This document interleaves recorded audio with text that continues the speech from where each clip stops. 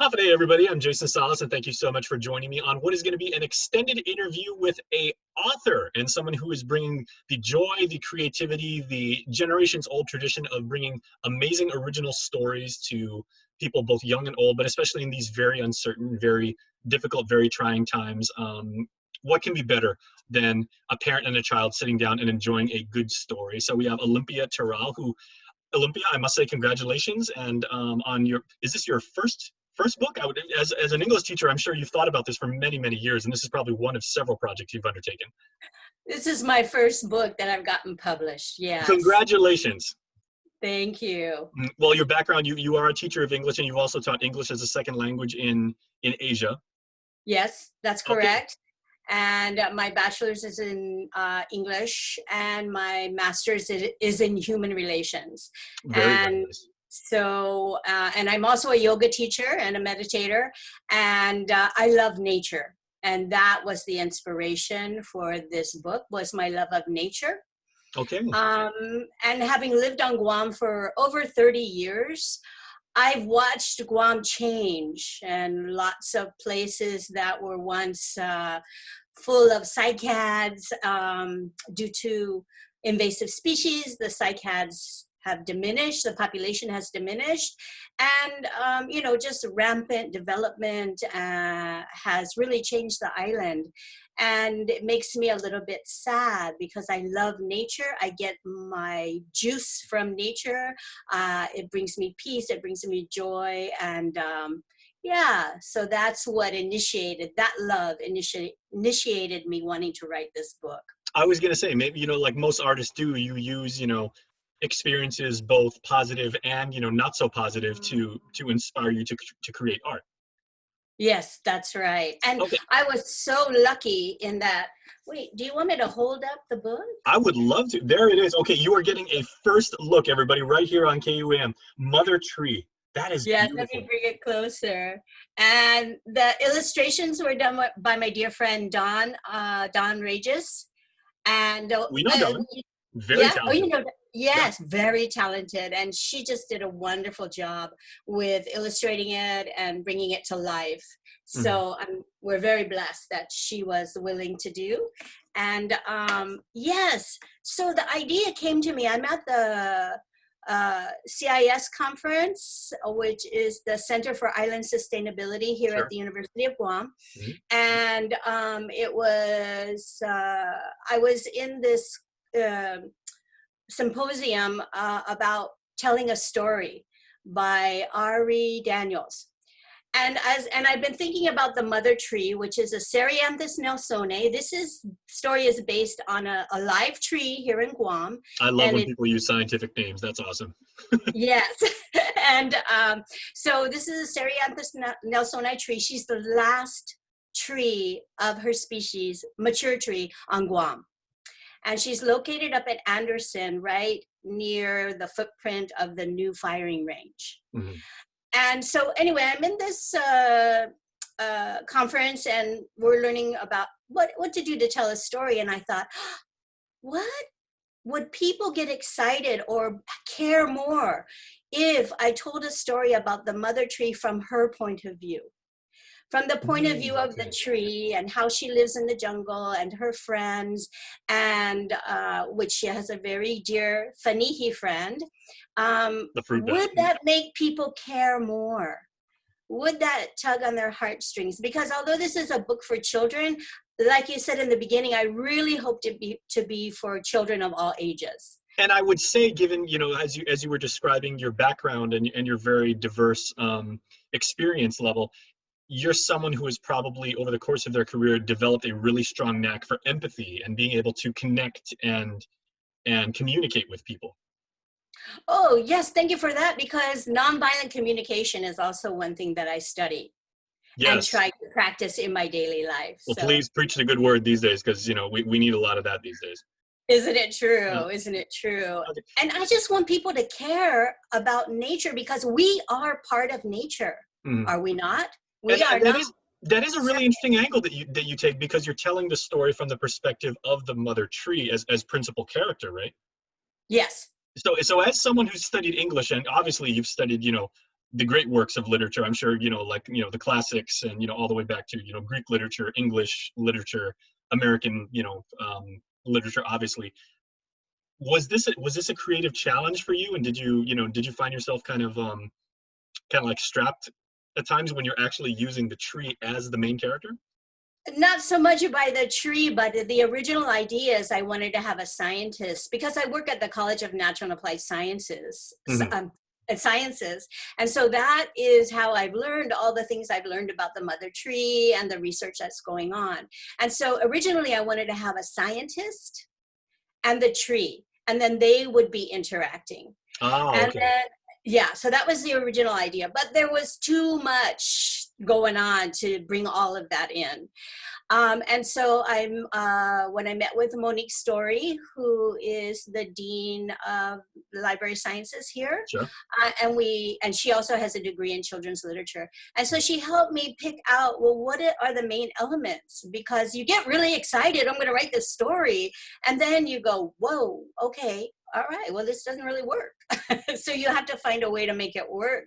In the end, I ended up taking out the scientific part, meaning the scientist and that whole character, because I really like the fantasy aspect of the tree and her interactions with her jungle friends. And I like how And you position the tree as a feminine matriarchal character too, because Guam is mother to us all, obviously. exactly. Mhm. And nature is mother to us all, as you said. Yes, yes, thank you. Yeah. Yeah. Yeah, so so that's how it ended up just being all the characters were just jungle characters, Mhm. trees, fanihi or fruit bat, and there's a coconut crab and a So, zuzu. Olympia, could you tell me about, like, now that I know kind of the plot and the premise of your story? What was your creative process, and how long did it take you to kind of like weave everything together? And like any story, you've got a beginning, a middle, and an end, and the action kind of um, crescendos, and then you've got was it prologue, epilogue story, and like most children's stories. I'm asking a million questions here, but like most children's stories, what is the moral of your work? Uh, for me, it is encouraging people to protect nature. So that's kind of the moral of the story. And then showing what happens when we don't by this one tree who's very lonely. There's no more. She's the only mature tree, so she doesn't have any family. And she talks about not having family and to her Fanihi friend. And also, the story is about invasive species because, as we know, what do we have on Guam? We have the coconut rhinoceros beetle Yep. who's decimating our coconut trees. And then we have the scale that came in, as I was saying earlier, that had decimated the cycad population. And we have little fire ants. Okay, so I wanted to get, without saying the word invasive species, I wanted to get people thinking about what happens to the beings, to nature when we don't pay attention. And mostly I wanted to encourage people to want to pay attention and want to make important steps to take care of our island's natural resources. Well, Olympia, I got to tell you, I am absolutely sold on your book, and I will be customer number one if you have me, because one of my favorite books of all time is The Lorax by Dr. Seuss. And I can see a Oh, lot of parallels between that yes. story and about, environmentalism and protecting the environment, kind of commercialism coming in. And then the Onceler, the symbol of capitalism, winds up very, very, very, very lonely and, just all by himself. And, and the Lorax has to, usher in the message of we got to take care of our planet. Yes. Well, And did you in any way, like, did you have the thought of like the Lorax when you put this story together? It's like, wow, this, I'm not saying you lifted Dr. Seuss's work by any means, but it's like it's interesting how you come around to the same message. well, I think all of us who have our eyes open and are aware of our surroundings know that that's an important message, and even more important today, because let's face it, coronavirus supposedly started in a wet market where they have animals, the wild animal trade is carried out, and people are, cages are stacked upon cages, and it's just heartbreaking that there's no environment left for these animals. And And then the, interestingly enough, you're writing about the Fenihi, and coronavirus may or may not have been started by a bat. yes, exactly. And it's not the bat's fault. Yeah, by any Yeah, means. it's not the bat's fault. But yeah, I mean, and we talk about the snake here because the snake eats the baby fenihi, right? Mhm. And that's one of, and so do humans, and that's one reason that we don't have as many fenihi anymore on the island of Guam. Mhm. And then for Atisa, who's the tree, the mother tree, her babies are being eaten by insects and deer and pigs and deer. So there's a deer eating her baby at one point. The deer are also an invasive species for Guam. And I'm sure this story is going to resonate with young people because, when you tug at the heartstrings of readers and you say, you have the mother tree and she's sad and she's weeping for, the loss of environment, her friends are being literally consumed, as you just said, and everything like that. That's a message that's not going to be lost on young people who, we're trying to get to be Yes. stewards of our planet. Exactly. Yes, that's my hope. That's my hope. And actually, the dedication is at the beginning of the Oh, book. please hold up that cover again because it's so beautiful. Isn't it? I know, I love it. I will. Okay, so here we have the cover again. Mother, is that straight? There we Yes, go. Mother tree. And then I dedicated it to the protectors of Mother Nature around the world very nice. because we need that.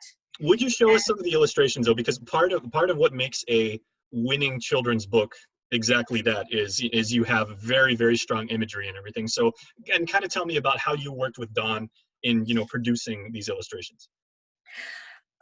This is one of my favorites, and these are. Can you see that? Wait, Hmm. over there. Yeah. So this is at one part in this story they're talking about the fenihi, and Atisa remembers how the fenihi they'd all come because this is a scientifically accurate painting of a cereanthus flower, of the mother tree's flower. And she talks about how the fenihi would come and they'd put their nose in the flower and tickle them, and all her aunties would be laughing.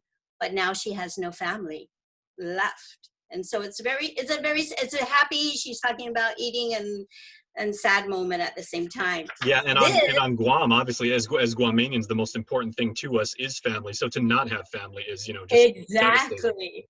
And I just want to say I've been here 30 years and I have learned so much about living in the world from the Chamorro people and the island people, other people from other islands. But so I just want to say thank you. Thank you, Guam. Thank you to all the Chamorro people, my friends and my, extended family who have helped me have a different understanding of the world.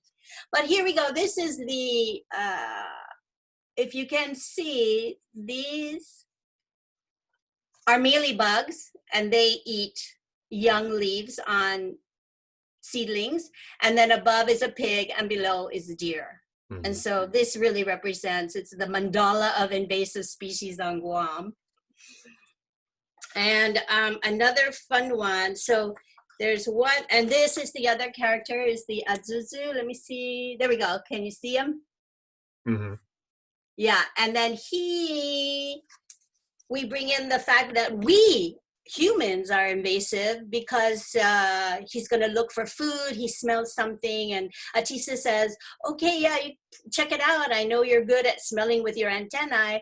And then he goes up and finds a dead lizard, but she says, be careful. You might see a snake. He goes, I don't have to worry about snakes eating me, only people. And so it's true. And now that you don't see Azuzu much anymore, unless you go into the deep limestone That's jungle. very true.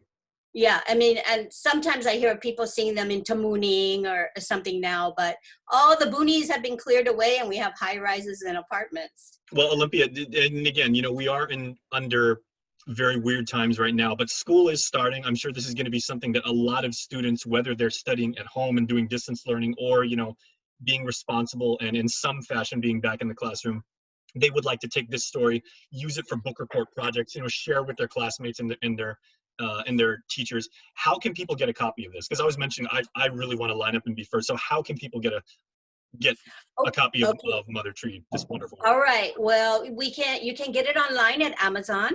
So just type in under books Mother Tree, and you can find it there.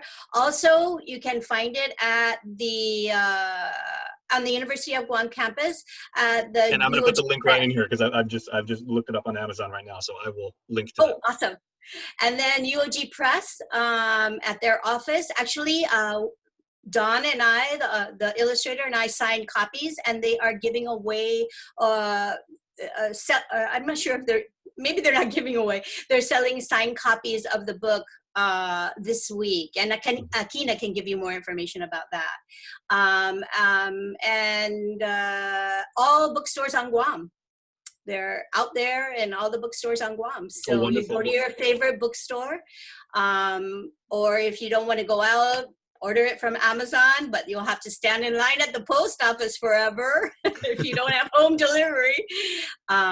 Yeah, or come to the University of Guam UOG Press office. All right. Well, Olympia, you're not only doing something for the community right now, like I said, making sure that people can stay home and enjoy a good story, because people just don't do that kind of thing enough anymore. I mean, this is something that people my age, we used to do all the time. So you are bringing back, as I said at the beginning of this interview, a tradition that we hope will continue. So congratulations on your work again. And you are basically making sure that the greater goal of taking care of our planet is not lost. So, you were saying thank you to the Guamanian people. We are in your debt for what you're doing. And it's art, it's education, and it's a beautiful thing. So congratulations.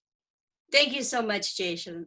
I really appreciate this moment. Well, absolutely. The pleasure was all mine. Great talking to you. So that was Olympia Terral, and everybody, you can find the link in the show notes bottom. Mother Tree, the new wonderful work by Olympia, illustrations by Don.